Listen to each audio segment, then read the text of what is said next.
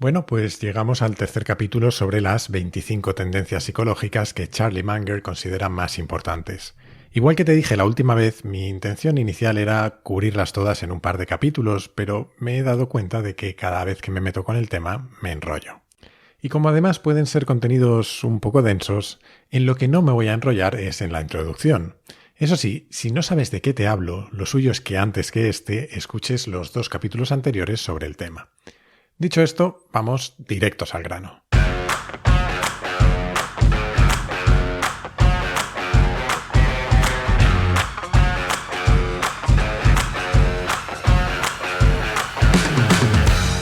Soy Jaime Rodríguez de Santiago y esto es Kaizen, el podcast para mentes inquietas en el que te acerco a personas, a ideas y a técnicas fascinantes de las que aprender cada día.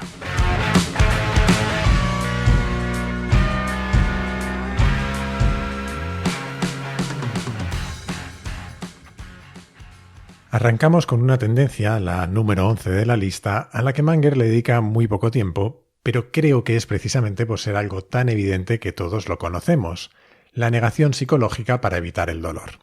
Cuenta que fue consciente de verdad por primera vez de esta tendencia cuando, en la Segunda Guerra Mundial, el hijo modélico de unos amigos de su familia cruzó el Atlántico y nunca regresó. Y su madre, una persona perfectamente sana hasta entonces, se negó a creer que estaba muerto. Cuando la realidad nos es demasiado dolorosa como para soportarla, tendemos a distorsionar los hechos hasta hacerla más llevadera. Y esto lo hacemos todos, en mayor o menor medida, y con frecuencia nos trae problemas. Especialmente, dice Munger, cuando esta tendencia se mezcla con el amor, la muerte o las adicciones, o todo ello junto. Munger ha hablado muchas veces de las drogas y siempre con la misma idea. Su efecto devastador para quienes caen en una adicción grave es tan terrible que la única conducta lógica es mantenerse lo más alejado de ellas posible. Porque incluso aunque la probabilidad de que nos pasara algo fuera baja, el impacto si sucediera puede ser demoledor. Esta es al menos su postura y yo debo reconocer que estoy bastante de acuerdo. Y si a esta tendencia casi no le dedica tiempo, a la siguiente, a la 12, le dedica varias páginas.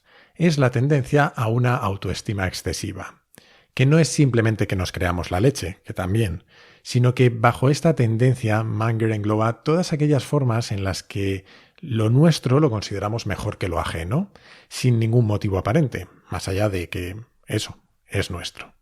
Creo que me he explicado un poco regular, pero con ejemplos se entiende enseguida. Empecemos por lo más sencillo, lo de creernos la leche. Bueno, en realidad no es tanto creernos la leche, sino que más allá de la confianza en uno mismo que tengamos cada uno de nosotros, hay parcelas en la vida en las que, de forma más o menos inconsciente, sobreestimamos nuestras capacidades. Munger habla de cómo el 90% de los conductores suecos se consideraban mejores que la media, lo que es matemáticamente imposible, claro.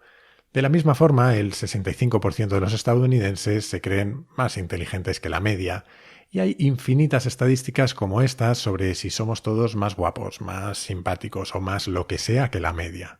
Pero es que, además de sobreestimar nuestras capacidades, en general tendemos a sobrevalorar nuestras posesiones, con todas las comillas del mundo, porque vamos a hablar también de personas. Así que más que posesiones, mejor dicho, podemos hablar de aquello que sentimos como propio o elegido por nosotros.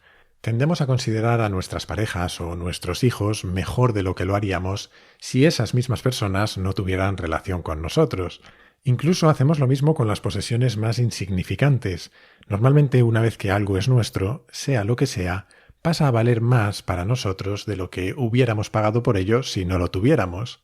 A esto en psicología se le suele llamar efecto dotación o endowment effect. Y no solo afecta a nuestras posesiones materiales, sino que su capacidad para sesgar nuestro juicio se extiende también a nuestras decisiones. Una vez tomadas, nos parecen mejores que antes de tomarlas. En un mundo en el que cada día somos más conscientes de la importancia de la diversidad, es fundamental tener presente que una consecuencia de esta tendencia a la autoestima excesiva es que tendemos a preferir a la gente que se parece a nosotros. Esto se ha demostrado con algunos simpáticos experimentos en los que se observa que si, por ejemplo, nos encontramos una cartera perdida, la probabilidad de que la devolvamos aumenta cuantas más pruebas o pistas encontremos en ella de que quien la ha perdido se parece a nosotros. Otra forma en la que se manifiesta este amor irracional que tenemos por lo propio es en las apuestas y en los juegos de azar. Nos gastamos más dinero en la lotería cuando podemos elegir nuestros propios números que cuando nos son asignados de forma aleatoria. Aunque la probabilidad de ganar sea idéntica, de alguna manera sentimos que nuestras opciones son mejores cuando somos nosotros quienes hemos elegido esos números. De la misma forma, en las empresas, el riesgo no es solo que contratemos a gente que se parece a nosotros, sino que en los procesos de selección nos fiamos mucho más de nuestras impresiones en el cara a cara de la entrevista que muchas veces en la trayectoria del candidato. El último aspecto que Manger engloba en toda esta tendencia es lo que él llama el efecto Tolstoy. Y es que, según Tolstoy, los peores criminales no se consideran a sí mismos tan malos, sino que acaban creyendo que o bien eran inocentes de los crímenes de los que se les acusaba, o bien encuentran una excusa para su comportamiento en, por ejemplo, la vida que han tenido o las presiones a las que fueron sometidos, y que, bajo ese ángulo, su comportamiento era casi inevitable. Esta segunda parte del efecto Tolstoy, que busquemos excusas para nuestro comportamiento en lugar de corregirlo, es fundamental. Y aquí seguramente voy a ser yo el que peque de exceso de autoestima, pero me voy a permitir añadir algo de mi cosecha a lo que dice Manger. Cada día que pasa tengo más claro algo que ya he dicho alguna vez en este podcast, y es que una de las cosas más importantes en la vida es la conversación que tenemos con nosotros mismos y la manera en la que nos contamos lo que nos pasa. En el fondo, casi todas las tendencias de las que habla Manger son, de una forma u otra, aspectos que afectan precisamente a eso, a cómo nos explicamos a nosotros mismos nuestra propia vida. Sin ir más lejos, yo mismo he visto de cerca a personas inteligentes y exitosas entrar en una espiral destructiva simplemente por no aceptar su responsabilidad sobre lo que sucedía en sus propias vidas. Cuando, por ejemplo, encontramos justificaciones o excusas continuas a todo lo que nos sale mal, lo que hacemos es despojarnos a nosotros mismos de la capacidad de solucionar nada. Y no se trata tampoco de culparnos, y hay muchas veces que hay cosas que escapan de nuestro control, pero sí de entender qué es aquello que está en nuestras manos. Porque si todo lo que nos sucede es culpa de otros, de la mala suerte o del empedrado, que vaya a mejor o a peor en realidad no depende ya de nosotros. Y así nos acabamos convirtiendo en una especie de barco de papel que va a la deriva y a la merced del viento que sople y cuyo futuro solo puede ser que el agua lo disuelva. Madre mía, parece que me he levantado intensito hoy. Metáforas cursis a un lado, espero haberme explicado. Volviendo a Manger y a lo que él dice, para él el mejor antídoto a esta tendencia a considerarnos a nosotros mismos o a lo nuestro mejor que a otros o a lo ajeno es un ejercicio constante de objetividad. Obligarnos a intentar valorar las cosas recordándonos esta tendencia. Como él mismo dice, no va a funcionar muchas veces, pero es mejor que no hacer nada. Hay algunos aspectos relacionados con esta tendencia que son interesantes y que son casi lecciones vitales. Como él mismo dice, aunque a la larga esta tendencia suele tener efectos contraproducentes, el exceso de confianza en uno mismo a veces conlleva éxitos inesperados. Así que, consejo de Charlie, nunca subestimes a quien se sobreestima. Y en cualquier caso, tenernos una alta estima a nosotros mismos no es lo mismo que sobreestimarnos. Estar sanamente orgullosos de nosotros mismos es útil. Y por encima de todo, Manger destaca como el más útil de todos el orgullo de ser alguien en quien se puede confiar, porque tenerlo nos obliga a seguir siéndolo y a la larga suele traer cosas positivas. En fin, vamos ya por la 13ª tendencia de Manger, y ya llevamos tantas como Champions el Madrid, que si no lo digo, reviento. ¿Qué le voy a hacer? A veces me pierden los colores. En fin, que la 13ª es la tendencia al exceso de optimismo. Uno de esos griegos célebres, Demóstenes, decía que lo que un hombre desea es aquello que acaba creyendo. Esta tendencia al optimismo tiene aspectos positivos y negativos, y en general se manifiesta en nuestra capacidad para pensar en términos de probabilidades. En el lado positivo de la balanza, si no tuviéramos esta tendencia, no intentaríamos muchas cosas. No nos daría por innovar, por emprender, por embarcarnos en carreras complicadas. Si no creyéramos, a veces de forma muy injustificada, que podemos tener éxito, casi nunca lo intentaríamos. Y a la vez hay un enorme sesgo de supervivencia en todo esto. Vemos el éxito de los futbolistas, pero no vemos todos los que no llegaron allí. O a los Bill Gates, Jeff Bezos o Steve Jobs, pero no a los que se quedaron por el camino. Sin ir más lejos, jugamos a la lotería porque albergamos la esperanza de que nos toque o de que toque en la empresa y no queremos quedarnos fuera, a pesar de que las probabilidades son siempre minúsculas. En realidad, Manger no dice mucho más sobre esta tendencia, pero me voy a permitir añadir una cosa. Creo que yo no he conocido aún a un CEO pesimista, al menos no a un buen CEO. Para liderar e inspirar es necesario casi siempre un punto de optimismo, eso sí, a ser posible mezclado con mucho sentido común, porque sin él la mezcla es muy peligrosa. La siguiente tendencia de la que habla Charlie en el libro es la que él llama la sobrereacción a la privación, que es más o menos lo que normalmente los psicólogos suelen llamar la aversión a la pérdida. De esto te he hablado en más de una ocasión. La cantidad de placer que nos proporciona encontrarnos 10 euros en el suelo no coincide con la cantidad de, digamos, disgusto que nos produce perder 10 euros. Nos duele más, mucho más, perder algo de lo que nos gusta ganarlo. Y eso que el término perder aquí es más o menos relativo, porque el dolor de esa pérdida es incluso más acusado si lo que hemos perdido, entre comillas, es algo que hemos estado a punto de conseguir y en el último momento nos ha sido arrebatado. Y aquí no voy a hacer chistes de fútbol.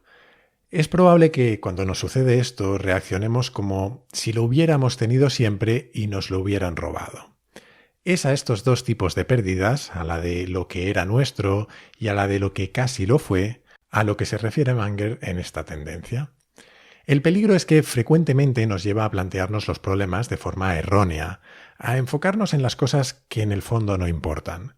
Esto es muy evidente a veces en las organizaciones. Para evitar perder su poder, muchas veces sobre cosas que no tienen importancia, individuos o departamentos comienzan a introducir sistemas burocráticos cada vez más complejos que ralentizan todo. También, según Charlie, nos lleva a proteger nuestras ideas, especialmente aquellas que son compartidas por un grupo de una forma irracional.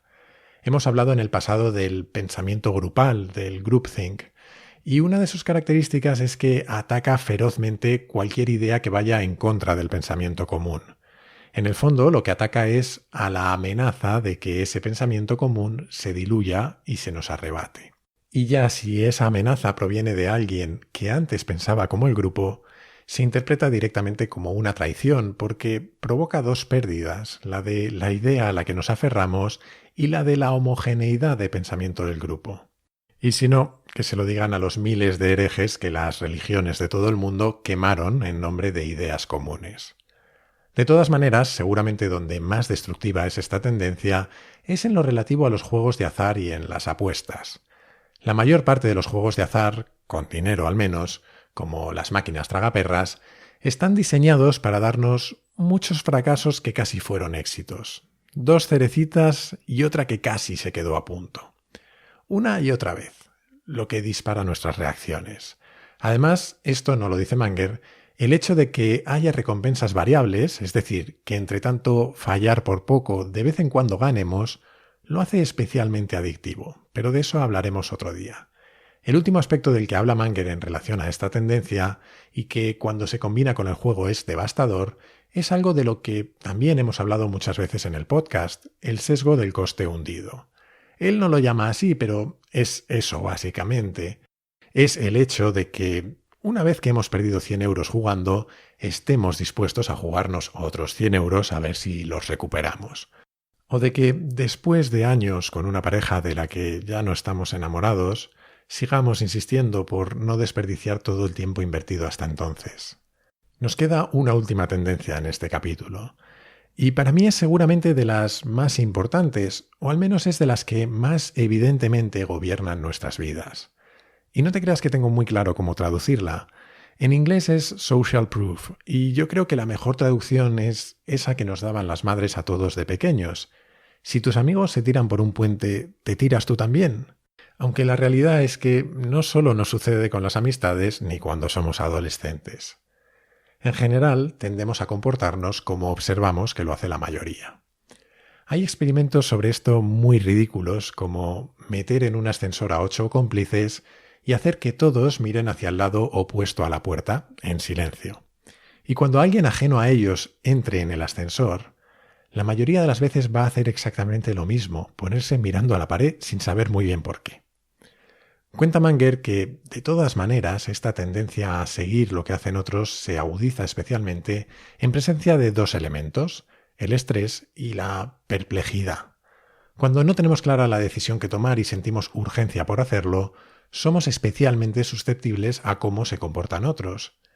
Relacionado con esto, y aunque no sea exactamente igual, piensa por un momento en esas páginas de reserva de hoteles, por ejemplo, que, mientras navegas, no paran de mostrarte señales de urgencia y de validación social.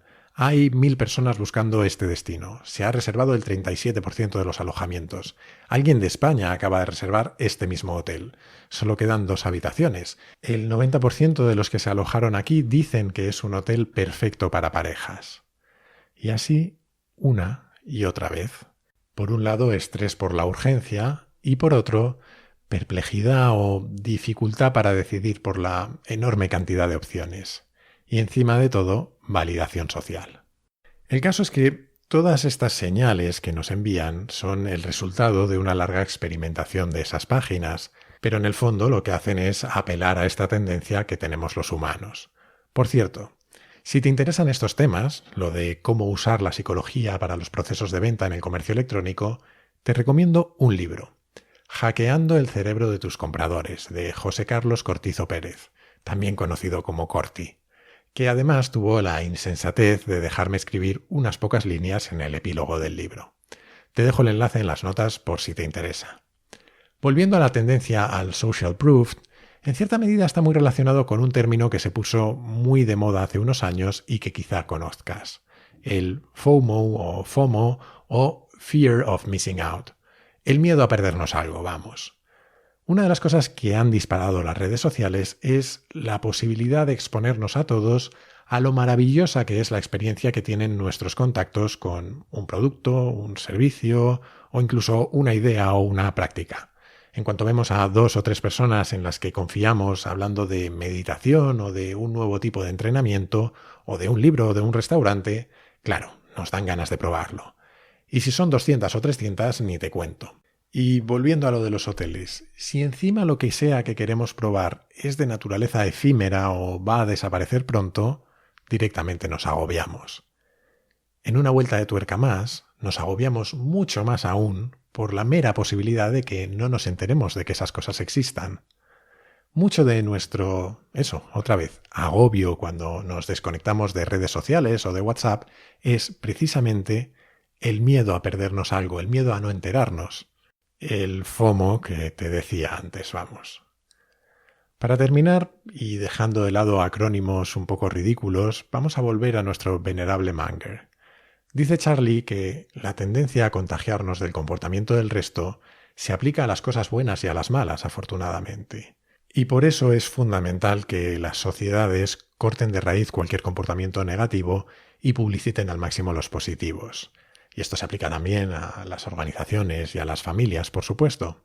Aunque, yo creo que es evidente que con esto tampoco es que Charlie descubriera América, pero es algo que tampoco está de más recordar.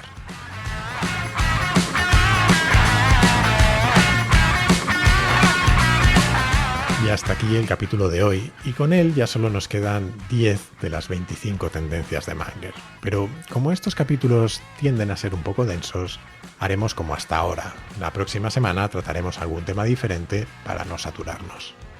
Te animo como siempre a suscribirte y recomendar Kaizen en tu plataforma de podcast preferida, en redes sociales o, como yo creo que es mejor, a tus amigos. Así me ayudas a que Kaizen siga creciendo. Y recuerda que ahora también lo tienes en YouTube. Aunque la mayor parte son contenidos solo en audio, al menos de momento, poco a poco iremos añadiendo más contenido en vídeo. Además tienes todos los capítulos y notas con muchísima información adicional sobre cada uno de ellos en mi web, jaimerodriguezdesantiago.com. Y desde esa misma web o desde mi Twitter, @jaime_rds, puedes hacerme llegar tus comentarios, tus sugerencias o lo que tú quieras. A veces tardo un poquito, pero prometo que siempre respondo. Y nada, esto es todo por hoy. Como siempre, muchísimas gracias por estar ahí y hasta la próxima.